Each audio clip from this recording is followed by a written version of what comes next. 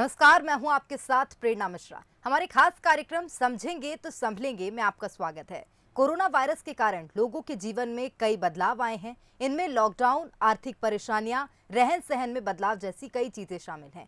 ऐसे में एक और नई परेशानी, पैनिक अटैक, लोगों की जिंदगी में जगह बना रही है। कोरोना संक्रमण होना एक बात है, लेकिन संक्रमण के खतरे से घबराना भी गंभीर समस्या है। और ये जरूरी नहीं है कि जिन्हें कोरोना हो रहा है उन सभी को अस्पताल में भर्ती होना पड़े, लेकिन इसके बावजूद अस्पतालों पर लोड बढ़ रहा है। तो सवाल ये है कि कैसे इस महामारी से लड़ा जाए, कैसे पैनिक होने से बचें, कब अस्पताल जाने की जरूरत होती है मरीज को। इन सब सवालों के जवाब तलाशेंगे। जुड़ेंगे हमारे साथ कुछ खास मेहमान भी।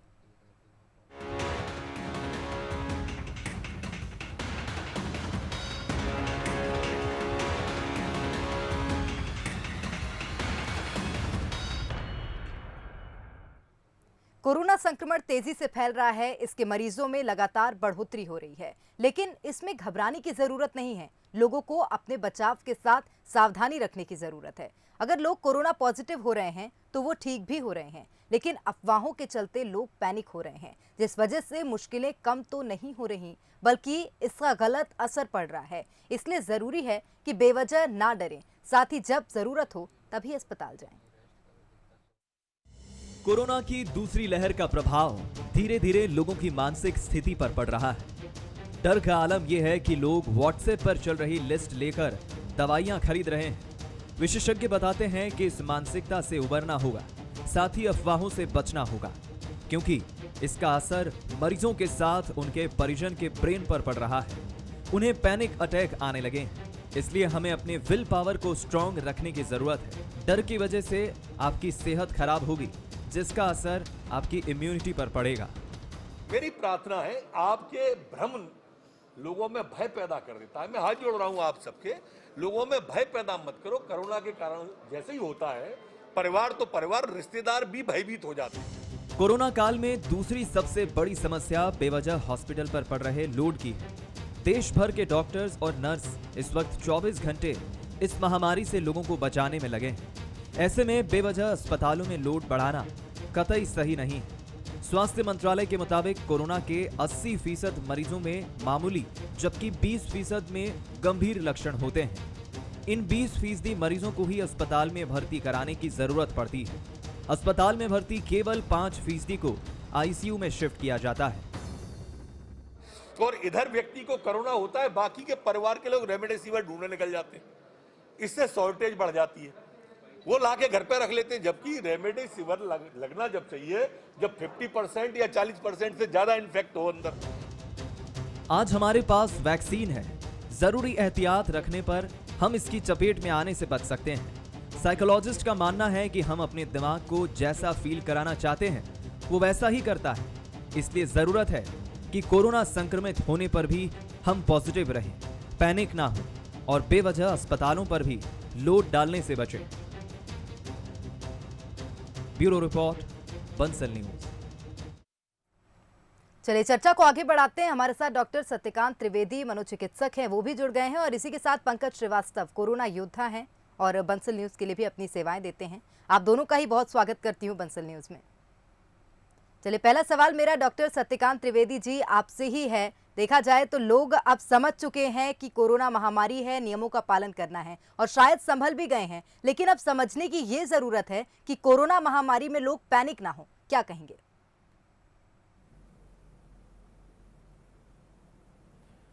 देखिए, यहाँ पर सबसे इम्पोर्टेंट बात यह है, आपने बहुत अच्छा आज टॉपिक पर बात करने का सोचा कि बर्डन जो है, आप बार बार हाईलाइट कर रहे थे कि बर्डन हॉस्पिटल पर ऐसे केसेस का बढ़ रहा है जहाँ पर हम केवल संयम से और हल्की फुल्की दवाओं से ही काम हम चला सकते हैं जी। तो महत्वपूर्ण बात यह है कि हमें घबरा करके रेमडेसिविर इंजेक्शन, ऑक्सीजन का लेवल हर मिनट में मेज़र करना, इन सब चीज़ों से बचना होगा। मेरे पास कई सारे लोग ऐसे फ़ोन कर रहे हैं जो हर 10 मिनट में अपना O2 लेवल मेज़र करके अपना बोलते हैं कि 96 का सर 95 हो गया है, 97 आ गया है, और इस वजह से वो रात भर सोते ही नहीं हैं और ऑक्सीजन लेवल अपना चेक करते रहते हैं। उन्हें लगता है कि अचानक कहीं उनका ऑक्सीजन लेवल गिर तो नहीं जाएगा, उन्हें ऑक्सीजन वाला बेड मिलेगा कि नहीं मिलेगा। बहुत सारे लोग पहले से ही उसमें एडमिट हो जाना चाहते हैं प्रिकॉशनरी की, अगर हो सकता है मुझे ज़रूरत पड़ जाए, तो कहीं ना कहीं वो अपने सिम्टम को भी एग्जाजरेट कर करके वो बेड लेने की भी कोशिश कर रहे हैं।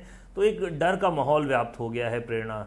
इससे निपटने के लिए ज़रूरत ये है कि हम सब संयम बना करके रखें, क्योंकि जैसा कि मैं बार बार कहता आ रहा हूँ कि अगर हम अनावश्यक रूप से हॉस्पिटल में भर्ती होंगे तो ऐसे लोग जिनको वाकई में ऑक्सीजन की ज़रूरत है, जिनको वाकई में गंभीर केयर की ज़रूरत है, वो उस केयर से वंचित रह सकते हैं, क्योंकि आप उस बेड पर रहेंगे।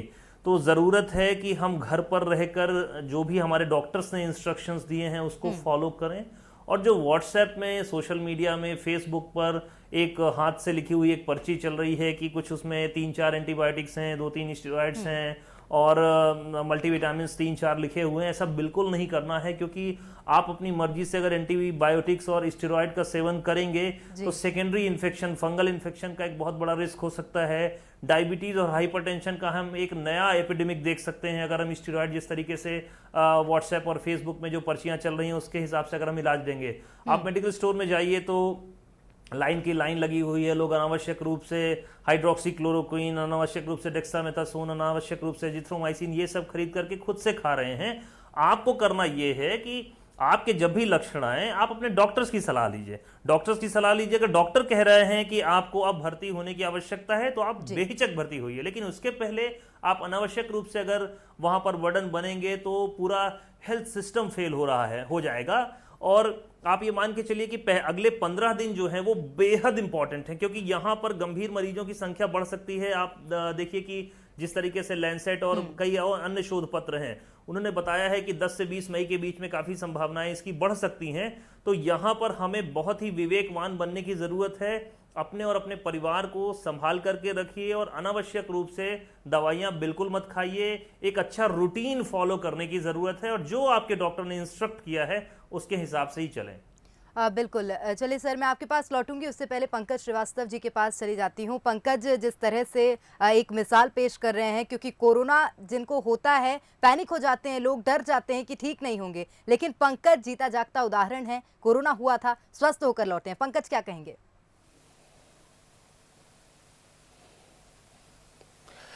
बिल्कुल प्रेरणा, ये लोग जो पैनिक हो रहे हैं उससे सबसे ज़्यादा समस्या आ रही है।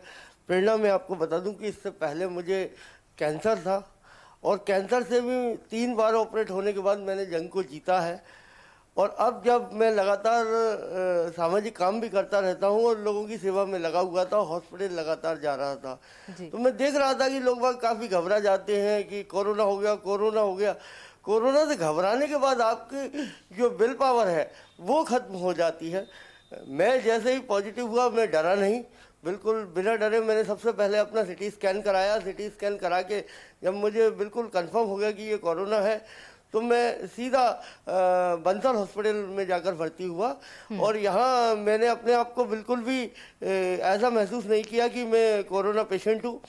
वहाँ जितने भी लोग थे उन सबको मैं मोटिवेट करता था। करीबन 2 घंटे से 3 घंटे तक मैं गाने गाता था। मेरा एक छोटा सा टैप रिकॉर्डर सिस्टम था जिसको मैं लेकर गया था। मैंने सोचा ही नहीं कि मुझे कोरोना है और आखिर 5 दिन में मैं रिकवर कर गया हूँ लगातार दवाई लेने के बाद। बिल्कुल। तो सबसे बड़ी बात यह है कि कैंसर को हराया है, उसके बाद कोरोना से भी जंग जीते हैं। हमारे साथ इस चर्चा में न्यूज़ हेड शरद द्विवेदी जी भी जुड़ गए हैं। शरद जी, आपका भी बहुत स्वागत करती हूँ। बिल्कुल प्रेरणा, और देखिए हमारे साथ पंकज भी जुड़े हैं और एक ऐसे मनोचिकित्सक जुड़े हैं जिनको मैं एक्टिविस्ट कहता हूं, जो रेडिकलिस्ट एक्टिविस्ट हैं, जो चाहते हैं कि समाज में बड़ा परिवर्तन हो और खुद किसी से अपेक्षा किए बिना युद्ध स्तर पर लगे रहते हैं। ऐसे डॉक्टर सत्यकांत त्रिवेदी जी हमारे साथ हैं। और पंकज की मैं बात करूं तो पंकज ने पूरे जिस क्वारंटीन सेंटर में ये रुके थे वहां का मूड बदल दिया इन्होंने। वहां के जो कर्मचारी थे वो कर्मचारी इनसे बड़े खुश हुए, क्योंकि जो मोनोटनी थी वहां की, एक रास्ता थी वो एक रास्ता टूटती है, सब इकट्ठे हो जाते थे, सब इनका गाना सुनते थे। और इनके जो साथ में एक और कोरोना प्रभावित पेशेंट थे उनकी भी लाइफस्टाइल इन्होंने बहुत चेंज की कि नहीं, हमें बहुत ताकत के साथ आगे बढ़ना है, बहुत मस्त रहना है, कोरोना हमारा कुछ नहीं बिगाड़ सकता है। और सबसे बड़ी चीज तो यही है कि मन के हारे हार है, मन के जीते जीत। तो ये सबसे महत्वपूर्ण चीज है। और यही वो प्रवृत्ति है, जैसे आज मैं देख रहा हूँ डॉक्टर सत्यकांत त्रिवेदी जी। सर की ही ये प्रेरणा है कि हमने इस लाइन को ताकत से आगे बढ़ाने की कोशिश की है। मैं देख रहा हूँ लोग बेवजह सिटी स्कैन करा रहे हैं चेस्ट का, जबरदस्ती, जिसकी जरूरत नहीं है। वो 94 ऑक्सीजन होने पर भी इतने पैनिक हो रहे हैं कि नहीं नहीं ऑक्सीजन पहले 98 थी अब 94 हो गई है। ये सारी चीजें बताती हैं कि डर से हमें लड़ना होगा, नहीं तो हम हो सकता है कि किसी हॉस्पिटल में किसी जरूरतमंद का जो अधिकार है उसको छीन लें।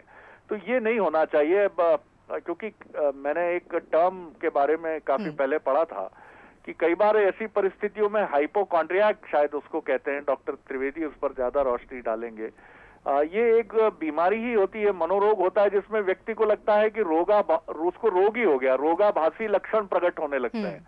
यानी गले में सुबह उठे आपको हल्की सी खराश लगी तो आप पहुंच गए कि चलिए साहब रैपिड एंटीजन करिए, RT-PCR करिए। डॉक्टर त्रिवेदी इस पर ज्यादा रोशनी डालेंगे। डॉक्टर सत्यकांत त्रिवेदी जी।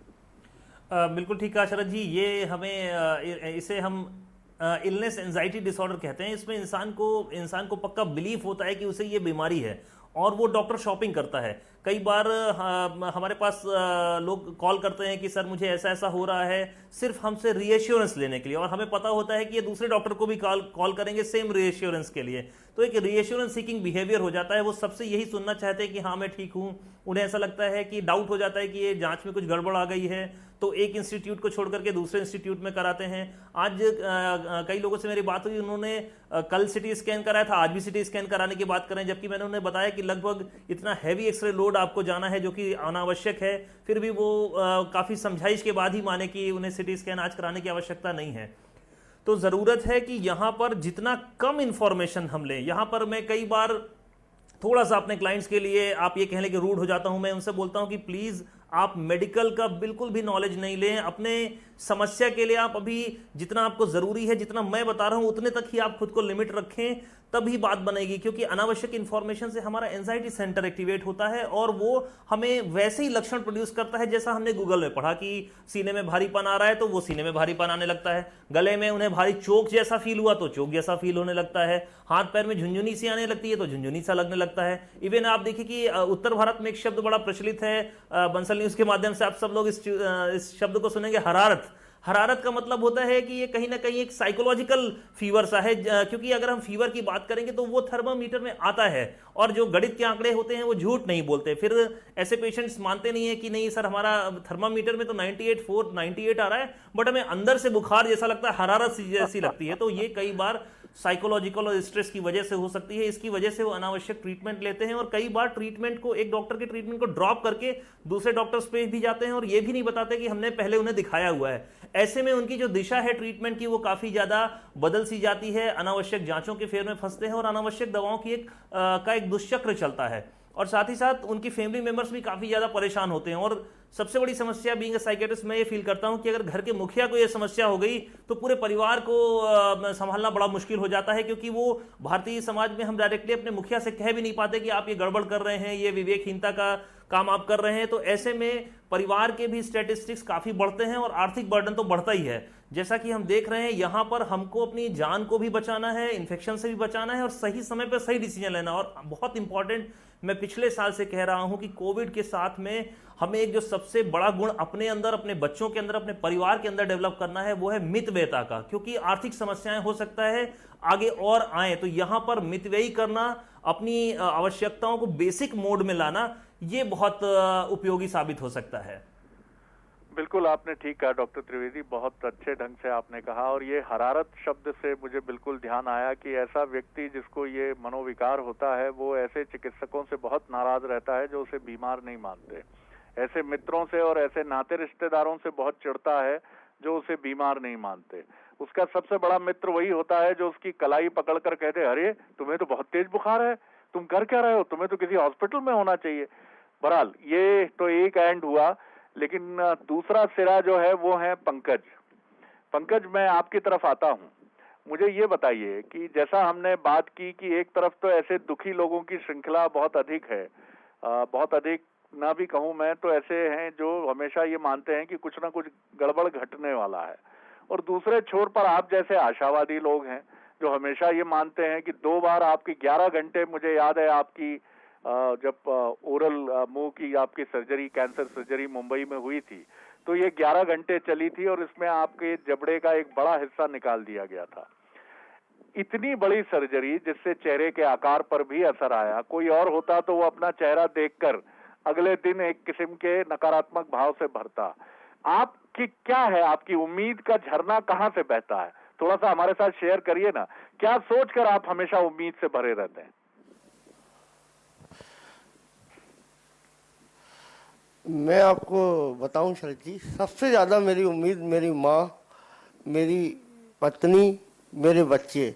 मैं ये सोचता हूँ कि अगर मुझे कुछ होगा तो इनको कौन रखेगा और इनका लालन पालन कैसे होगा। तो मेरी जो उम्मीद होती है वो मेरी माँ की आंखों में देखता हूँ मैं। मेरी पत्नी जो आशा भरी निगाहों से मुझे हमेशा मोटिवेट करती है कि नहीं, अपन जीतेंगे, ये जो हो गया ठीक है, इससे आगे भी ज़िंदगी है।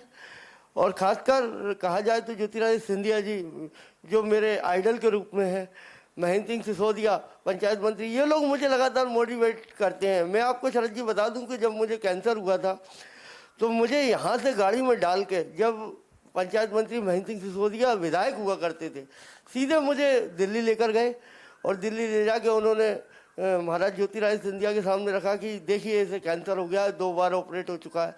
उन्होंने कहा देर मत कीजिए, आप बॉम्बे लेके जाइए, इन्हें इनकी व्यवस्था कीजिए।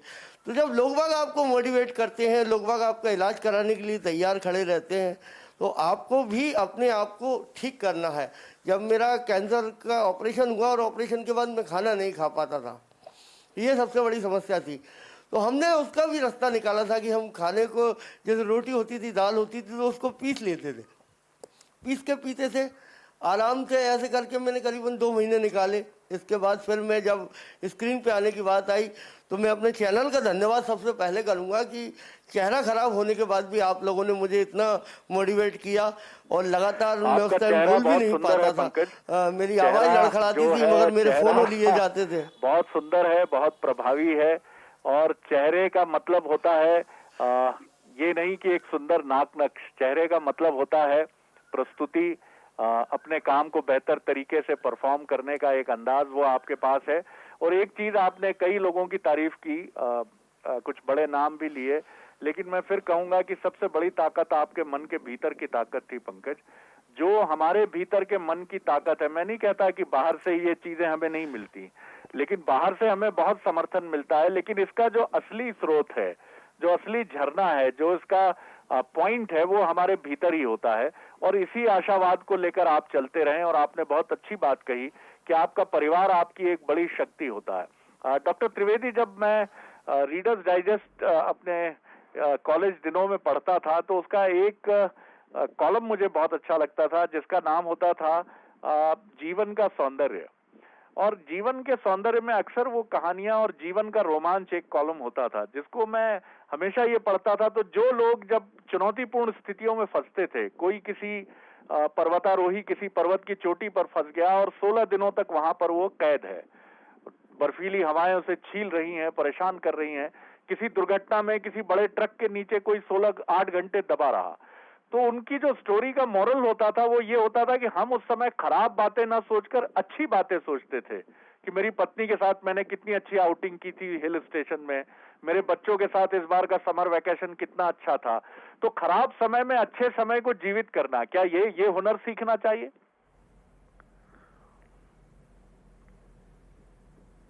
निश्चित तौर पर शरद जी, सबसे पहले तो पंकज जी की गाथा सुन करके बहुत खुशी हुई, जिस तरीके से उन्होंने जीवटता से लड़ाई करी अपने आने वाले जो उनके लाइफ में जो कठिनाइयां थी। और पंकज जी की बात से एक जो बहुत बड़ा निष्कर्ष निकलता है, जो हम साइकियाट्रिस्ट भी प्रमोट करते हैं, जिसके बारे में शोध भी हैं, कि जो पारिवारिक जुड़ाव है वो बहुत बड़ा कुशन का काम करता है हमारे स्ट्रेस मैनेजमेंट में। और इस समय जो सबसे बड़ी कमी आ रही है वो परिवार से जो हमारा जुड़ाव नहीं रह पाना, ये सबसे बड़ी समस्या है, जिसकी वजह से मेंटल प्रॉब्लम्स काफ़ी तेज़ी से बढ़ रहे हैं। और मैं बंसल न्यूज़ के माध्यम से अपील करना चाहूँगा कि लोग परिवारों से जुड़ें, अपनों से बातचीत करते रहें, क्योंकि ये समय बहुत ख़राब है। यहाँ पर हर व्यक्ति के मानसिक स्वास्थ्य पर जरूर निगरानी रखें। और शरद जी, जैसा कि आपने बताया कि ये इवन हमारा जब साइकोलॉजिकल इंटरवेंशन होता है, जब हम थेरेपीज करते हैं, काउंसलिंग करते हैं, तो वहाँ पर गाइडेड इमेजरीज का भी हम यूज़ करते हैं। जो आपने बताया, जो पुरानी अच्छी मेमोरीज हैं वो कहीं ना कहीं हमारे ब्रेन के लिए काफ़ी सूदिंग होती हैं, हमारी इम्यूनिटी को भी बूस्ट करती हैं, और ऐसे केमिकल वो सिक्रेट करती हैं जो शायद किसी दवा से नहीं हो सकता, जो हमारी अच्छी यादों से होता है। एक छोटा सा एग्जाम्पल, इसीलिए शायद हमारे यहाँ इस समय मोबाइल में तो वो परंपरा खत्म हो गई, लेकिन एक एल्बम परंपरा हुआ करती थी, जहां पर हमारे पास घर में शादियों के एल्बम हुआ करते थे, घर में बच्चों के बर्थडे के एल्बम्स हुआ करते थे, एक रील वाला कैमरा हुआ करता था। तो वो सब जो संग्रह हुआ करता था वो भी बहुत हमारे लिए इंपॉर्टेंट होता था, और इमेजरीज को याद करने में, उनमें खो जाने से फिर से उसी चरित्र में जी जाने का एक मौका दिया करता था। तो निश्चित तौर पर शरद जी ये बहुत इंपॉर्टेंट है, परिवार से जुड़ाव और ऐसी इमेजरीज के बारे में सोचना हमारी लाइफ में जो भी अच्छा हुआ हो। जैसे आज को भी मैं याद करता हूं कि मैंने जब पीएमटी में मेरा सिलेक्शन हुआ था तो मुझे कितना अच्छा लगा था। आज भी वो क्षण याद करके मैं रोमांच से भर जाता हूं। जब मैंने अपना पहला केस देखा था, उसको याद करके उन पेशेंट का नाम, उनकी दवाइयाँ, उनको किस ढंग से मैंने लिखा था, वो एकदम मेरे स्मृति में है कि ऐसा लगता है कि वो पर्चा अभी मैंने लिखा हुआ है, इस राइटिंग में लिखा हुआ है, इस फ्लो में लिखा हुआ है। ये चीज़ें कई बार बहुत हमें राहत देती हैं। और शरद जी, मेरा व्यक्तिगत अनुभव मैं बता दूं कि लाइफ में बहुत सारे दुख भी हुए मुझे भी, और मुझे ऐसा लगता है कई बार उन दुखों को याद करके भी मुझे बड़ा अच्छा महसूस होता है। उन दुखों को याद करके कभी मैं रो भी लेता हूं, वो भी मुझे बहुत ज़्यादा पाक साफ कर देता है और मुझे बहुत अच्छा लगता है शरद जी। सर, तो ऐसा नहीं है कि केवल हम खुशियों से ही अच्छा महसूस कर सकते हैं, हमारे दुख भी हमारे लिए बहुत अच्छा काम कर सकते हैं। कितनी सुंदर बात कही सर आपने, कितनी सुंदर बात कही। प्रेरणा, मैं इसी लाइन के साथ मैं आपकी तरफ लौट रहा हूं और धन्यवाद कर रहा हूं अपने मेहमानों को। आप इसको कंटिन्यू रखिए। देखिए कितनी सुंदर बात है कि दुख भी हमारी ताकत है, दुख भी हमारी शक्ति है, दुख भी हमारा निर्माण करता है। और मैं बिल्कुल अपनी भावनाएं जोड़ूंगा, बल्कि मैं तो ये भी कहूंगा कि दुख ने मेरा अधिक निर्माण किया है। और दुष्यंत जी की वो पंक्तियां मुझे बहुत अच्छी लगती हैं कि दुख को बहुत सहेज कर रखना पड़ा हमें, सुख तो किसी कपूर की टिकिया सा उड़ गया।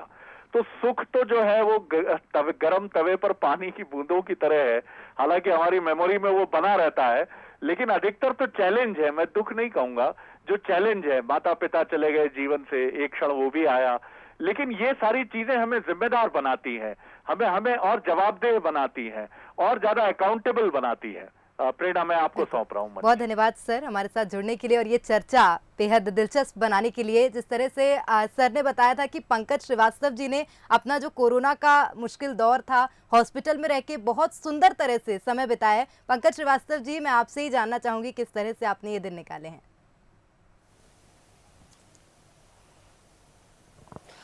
बिल्कुल, हम प्रेरणा सुबह उठते थे, उठ के सबसे पहले तो खाली पेट जो दवाई खानी है, फ्रेश होने के बाद वही खाते थे, और खाने के बाद थोड़ी सी एक्सरसाइज की, और इसके बाद जब दिन शुरू होता था तो हमें लगता था कि जितने भी लोग हैं इनको कुछ गाने सुनाए जाएं। तो इस तरीके से हम इकट्ठे हो जाते थे। जो मेरे बगल में एक पेशेंट था, वो करीबन 60% से ज़्यादा उसके फेफड़ों में इन्फेक्शन था, और वो काफ़ी मायूस था। तो मैं उसको लगातार मोटिवेट करता था, वो खुद ही फिर मेरी वीडियो बनाता था और मैं गाने गाता था। तो इस तरीके से हम पूरा दिन निकाल देते थे, मस्ती करना, गाने गाना, टीवी देखना। और जो आ जाते थे जितने भी कर्मचारी वहाँ पर थे, वो स्टाफ बहुत सपोर्टिंग स्टाफ था।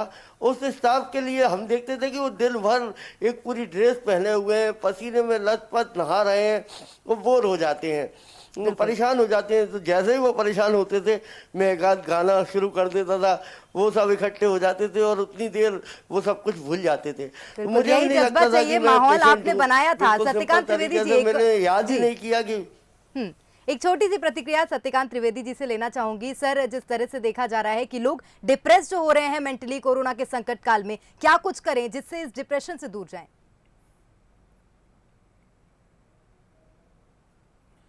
प्रेरणा, मैं बंसल न्यूज़ के माध्यम से, अपने सोशल मीडिया चैनल्स के माध्यम से सबको ही बोल रहा हूं कि हमें बार बार वही बात बोल रहा हूं कि जितना ज़्यादा हम रियलिटी के करीब रहेंगे उतना ही ज़्यादा हमारा मेंटल हेल्थ सही रहेगा। हमें एक्सट्रीम थॉट से बचना है। हमें कोरोना होता है तो हमें ऐसा लगता है कि हमें वेंटिलेटर लग जाएगा, हमारी मौत हो जाएगी, या फिर हम सोचते हैं मुझे कोरोना हो ही नहीं सकता। दोनों ही एक्सट्रीम थॉट से बचना है। दूसरी लहर काफ़ी तेज है और इसकी जो संक्रमण की जो शक्ति है, जो तेजी है, वो काफ़ी ज़्यादा है। कोई भी कोरोना प्रभावित हो सकता है, इसलिए रियलिटी को एक्सेप्ट करते हुए पहले तो हमें बचना है, और अगर हो गया तो उचित ट्रीटमेंट लेना है, अनावश्यक इंफॉर्मेशन से बचना है, कयास लगाने से बचना है। जो जैसा है एज इट इज करेंटली वर्तमान में वैसा ही हमें उसको देखना है, ना पीछे ना आगे।